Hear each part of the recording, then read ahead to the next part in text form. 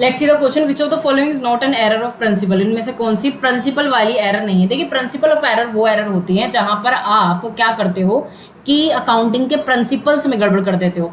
जैसे इसका बहुत अच्छा एग्जांपल है कि अगर मान लिया आपने वेजेस या आपने सॉरी कैरेज दिया है, आपने कोई नई मशीनरी खरीदी है और उसको इंस्टॉल कराने में और उसको अपने जो है ऑफिस तक लाने में आपने कुछ कैरेज दिया है, ऐसे खर्चे किए हैं और उसको आपने अलग से चार्ज कर दिया। क्या कर दिया? अलग से चार्ज कर दिया।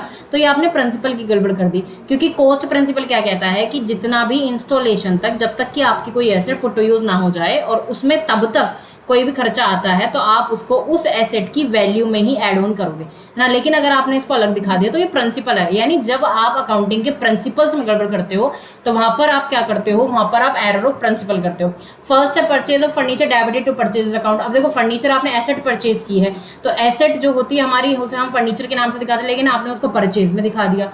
दूसरा है repairs on the overhauling of second hand machinery purchase debited to repairs account. ये भी भैया आपने कोई सेकंड हैंड मशीनरी खरीदी और उसकी ओवरहाउलिंग का मतलब उसको सही काम चलाऊ बनाने के लिए आपने रिपेयर्स का खर्चा किया और आपने उसको रिपेयर्स में डेबिट कर दिया।